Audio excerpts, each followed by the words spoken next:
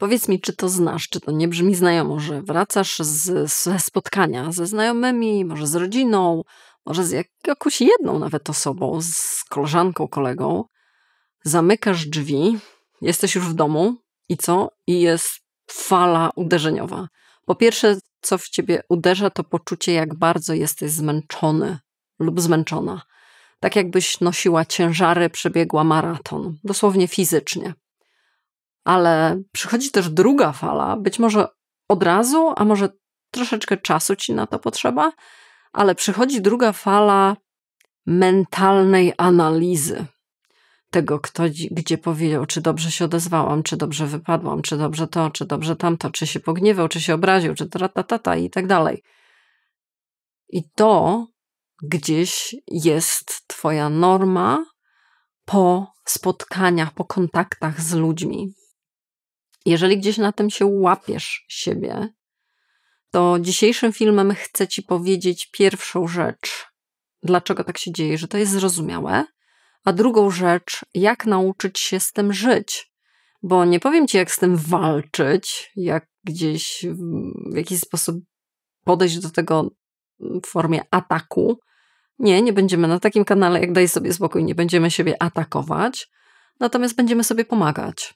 Dlatego, że jeżeli takie masz tendencje, to teraz zastanówmy się, co można w tym zrobić, żeby sobie ulżyć, żeby z tym żyć w bardziej zjadliwy sposób.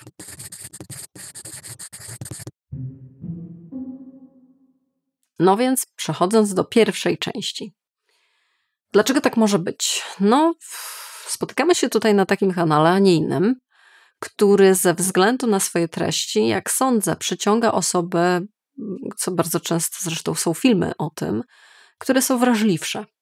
A to oznacza, że spotkania towarzyskie, na których jest masę bodźców, nie dość, że dosłownie fizycznych, tak, gdzieś idziesz, z kimś się ściskasz, podajesz dłoń, całujesz albo doświadczasz czegoś, czyli może coś jesz, może coś słuchasz, może coś, gdzieś jakieś są zapachy. To jest masa bodźców, czyli sensorycznie możesz być przebodźcowana lub przebodźcowany. Czyli co to oznacza? To znaczy, że taka godzinka, 2, 5 takiego mocnego bombardowania bodźcami, no i to jest dla ciebie na twoje warunki i na twoje limity po prostu już gdzieś górna granica. A to oznacza, że odczujesz zmęczenie. Ale bodźce to nie tylko i wyłącznie sensoryka, to także co nam przyjdzie do głowy. Wspomnienia, jakie się pojawią, emocje, które się pojawią, emocje nasze, czyli coś, co jest wszystko wewnątrz, ale i zewnątrz. Ktoś ci coś okaże, nie? Okaże ci jakieś emocje, okaże ci jakieś swoje własne tezy, opinie i nie wiadomo co może ciebie na przykład zaskoczyć, być może przestraszyć, zestresować, coś będzie niespodziewanego dla ciebie, nie masz pojęcia, jak na to zareagować i tak dalej. To też są wszystko bodźce. Więc dokładamy do tej masy sensorycznych i już mamy naprawdę całkiem pokaźną ilość bodźców do noszenia na sobie, do przeżycia, do przetrawienia, przepuszczenia przez nasz system. I to jest jedna rzecz. Dodatkowo sądzę, że gdzieś ten kanał, który brzmi Daj sobie spokój, być może jest też czymś, co przyciąga, więc mówię też do osób bardziej introwertycznych. A introwertycy to są ludzie, którzy w bardzo prosty sposób, gdzieś wchodząc w tą cechę, ładują swoje baterie w samotności. Odpoczywają wtedy, kiedy mogą sobie poczytać książkę albo posiedzieć z kubkiem kakao nad jeziorem samemu. Natomiast wydatkują energię właśnie z kimś, kiedy ktoś jest obok. Ekstrawertycy mają dosłownie odwrotnie. A to oznacza, że spotkanie ze znajomymi, rodziną, urodziny jakieś, nie wiadomo co, to jest ten moment, kiedy ty sobie naładujesz tą baterię, nie? Wychodzisz na naładowanej, a tam z minuty na minutę tej baterii ubywa. Więc to się przekłada na to, że po prostu masz nie więcej energii. Masz mniej energii, ale twoje zmęczenie rośnie. No i bez względu na to, czy mamy do czynienia z introwertykiem, czy ekstrawertykiem, bez względu na to, jaki jest twój poziom wrażliwości, to nadal wchodząc w kontakt z ludźmi w większy lub mniejszy sposób, ale nakładamy pewną rolę na siebie. Odgrywamy jakąś rolę. I ta rola też męczy. To jest coś, co bycie sobą jest na przykład dostępne, ale tylko przy niektórych ludziach, przy innych może to jest zbyt ryzykowne. A przy innych jeszcze czasami jest sobie, pozwalasz takie usiądę sobie i zrelaksuję się, a czasami jednak wchodzisz w jakąś rolę. Tak czy siak gdzieś tym manipulujemy, gdzieś tym żonglujemy w takich spotkaniach i co? No i to tak samo. Tak samo się przyczynia po prostu do zmęczenia. A to oznacza, że wracasz do tego domu, zamykasz drzwi, tak jak mówiłam i jest pierwsza fala zmęczenie, druga fala analiza, czy dobrze wypadłam, czy dobrze wypadłem. No i tyle wystarczy, żeby się zatrzymać. Tym filmem ci mówię, zatrzymajmy się i nauczmy się z tym żyć. Nauczmy się z tym funkcjonować, nie uczmy się tego krytykować, nie uczmy się deprecjonować siebie dlatego, że ja tak mam, więc to jest okropne, to jest kula nogi, to jest coś fatalnego, dlaczego ja tak mam? Nie w tą stronę. Nie na tym kanale. Za to nauczmy się, jak z tym żyć. Ja tak mam taką tendencję. Co mogę zrobić, żeby sobie pomóc? To jest pytanie i to jest nastawienie, które chcę, żeby nam przyświecało. No i zabieramy się za odpowiedzi. Punkt numer 1. Zarządzanie dawką, strategia przed i w trakcie. No więc oczywiście jest wiele do zrobienia i to jest dobra wiadomość. Natomiast trzeba wiedzieć, co zrobić i gdzie i w jaki sposób, nie? Czyli owe bodźce, o którym mówiłam i te role, i te maski, i te rozmowy, i to wszystko, co się dzieje, gdzieś tam krąży w powietrzu i co męczy, potraktujmy sobie jako słońce. Słońce jest bardzo dla nas potrzebne, no nie?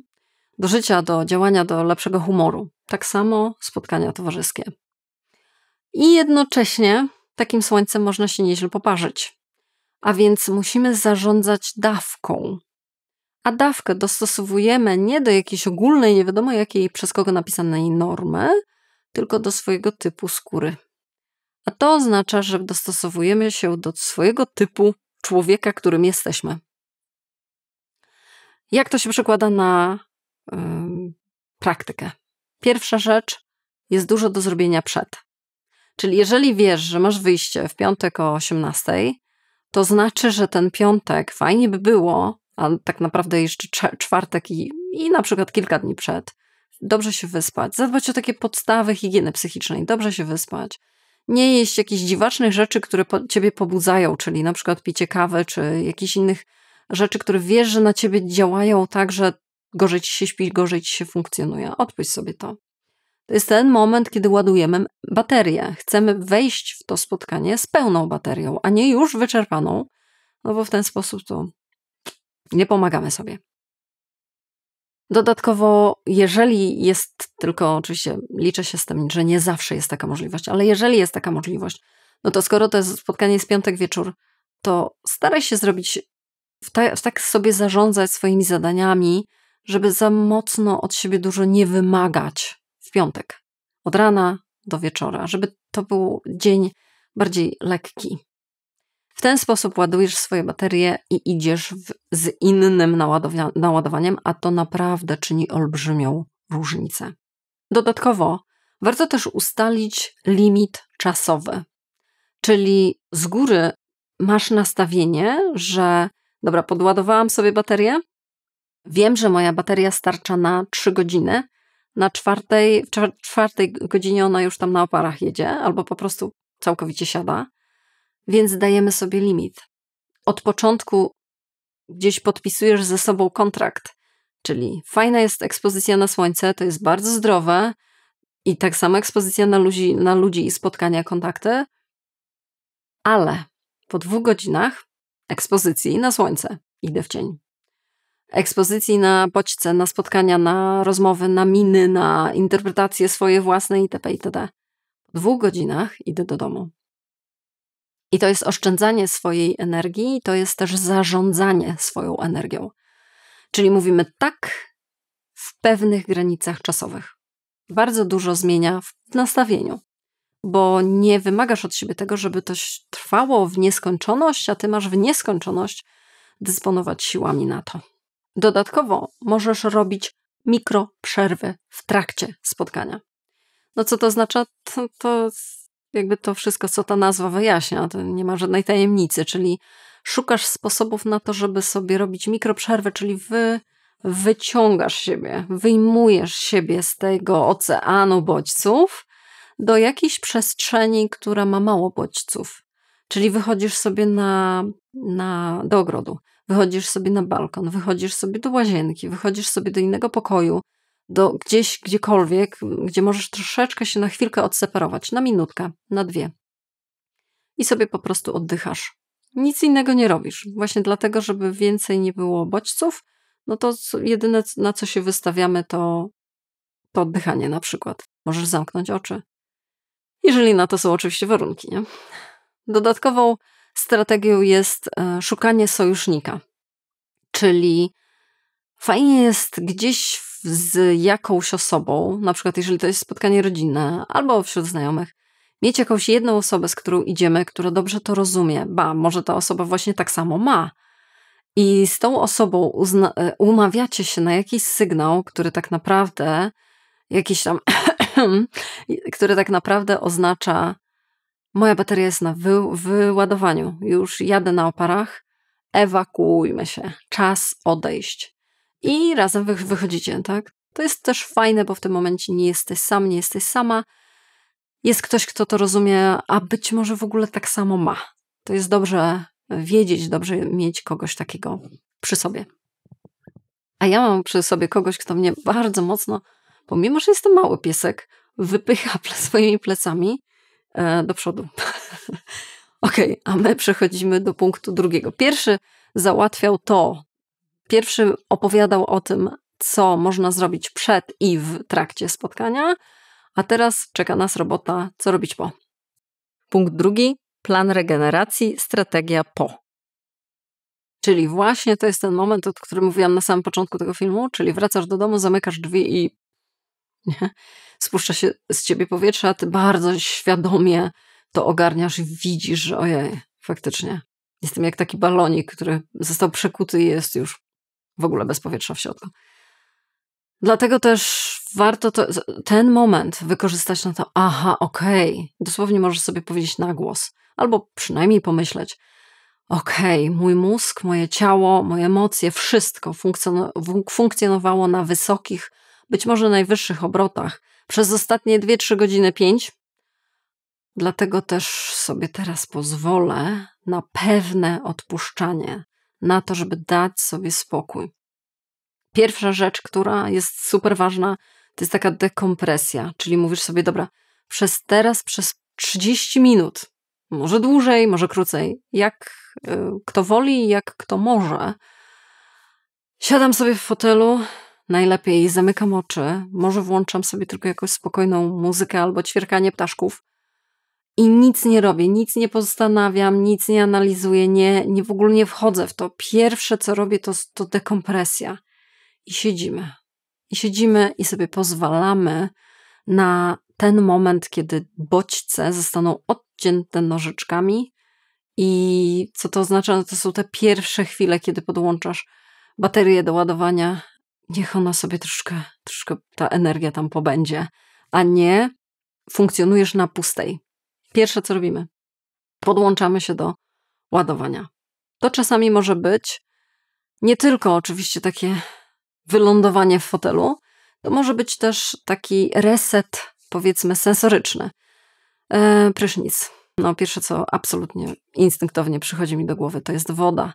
Woda, która z nas zmywa, nie tylko fizycznie to, co na nas osiadło podczas dnia, ale też metaforycznie, czyli to wszystko możesz sobie wyobrażać, że ta woda zdejmuje, gdzieś spływa właśnie dzięki tej wodzie to zmęczenie z ciebie. To może być oczywiście ciepła woda, zimna woda, to różnie bywa, różna jest tolerancja, ale fajnie jest też zmieniać na przykład te temperatury, troszkę ciepłej, trochę zimnej, tak żeby to ciało faktycznie wróciło do tu i teraz. To oczywiście może być otulenie się jakimś ciepłym kocem, wypicie jakiegoś fajnego napoju, ciepłej herbatki, którą bardzo, bardzo lubisz. Oczywiście przytulenie się do kogoś i nawet nie tyle co rozmowa, bo mówimy o tym takim pierwszym naładowaniu, co po prostu pobycie. Pobycie sobie, okej, tutaj jest mój cieplutki, fajniutki kontakt. Za kontakt na tym całym świecie. Tam funkcjonowałam na bardzo wysokich obrotach, tutaj mogę sobie zgasić ten silnik. To jest bardzo, bardzo kluczowa sprawa.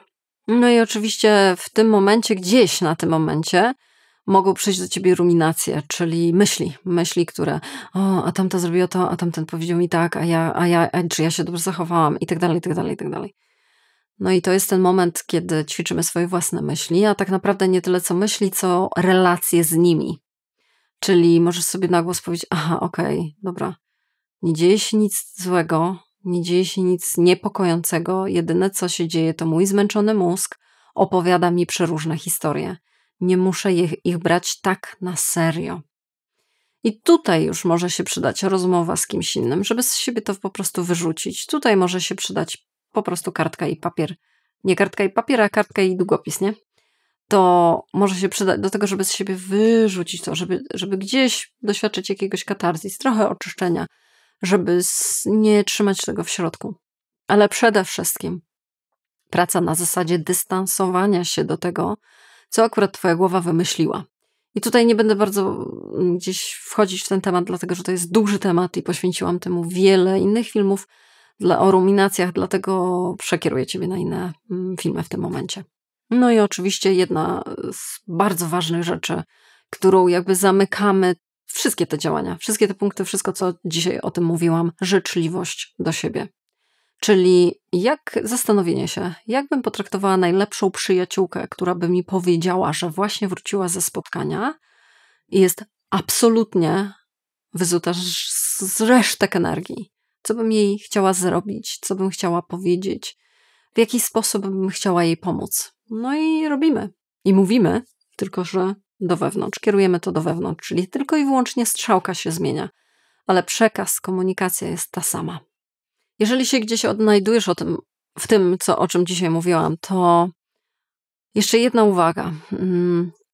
Nie traktuj tego jako swojej porażki. Nie oceniaj tego. Dlatego, że to nie jest żadna twoja porażka. To jedyne, to zmęczenie, które czujesz i zmęczenie mózgu, które ukazuje się na skutek, nie na skutek, tylko w formie myśli, analiz, gdzieś tam ruminacji, to nie jest twoja porażka. To jest tylko sposób, w jaki twoje ciało i głowa mówią, to było dla mnie ciężkie, to było dla mnie trudne i fajnie, że zrobiłam ten wysiłek, bo on w gruncie rzeczy jest pozytywną sprawą. Wyjście na słońce jest bardzo pozytywną rzeczą. I dlatego, że to był wysiłek, zaopiekuj się mną. To jest takie całe. Nie ma w tym żadnego osądu, za to może być w tym bardzo dużo współczucia do siebie. I to ci rekomenduję. Takie właśnie podejście do siebie w takich chwilach. Daj mi znać, którą z tych strategii w trakcie, po spotkania gdzieś chcesz zaimplementować, chcesz w jakiś sposób włączyć w swoje życie i która wydaje ci się po prostu czymś, co faktycznie, może po to sięgnę. Jeżeli trudno ci spojrzeć na siebie życzliwszym okiem, to być może dobrym pomysłem byłoby skorzystanie z rozmowy, na przykład u mnie 1 na 1 konsultacja online. Zapraszam, a także do newslettera, dlatego że tam uczymy się. Uczymy się dawania sobie spokoju oraz samoakceptacji, autoempatii. To jest takie miejsce, gdzie raz w tygodniu ci o tym piszę. A tymczasem daj mi znać w komentarzu, która ze strategii podejścia, nie wiem, pomysł jakiś, którym się dzisiaj z tobą podzieliłam, wpadł ci w oko. Co zastosujesz następnym razem, który wydaje ci się sensowny w odniesieniu do ciebie. Dzięki wielkie za wszystkie komentarze, kliknięcia, subskrypcje i wszystko, co tutaj robisz na tym kanale, to jest zawsze wsparcie tego, co robię. Podobnie jak i przez inne platformy Patronite oraz Buy Coffee. Bardzo dziękuję wszystkim obecnym. Bardzo doceniam wasze zaangażowanie. To dla mnie bardzo dużo znaczy. I cóż, widzimy się następnym razem. Do zobaczenia.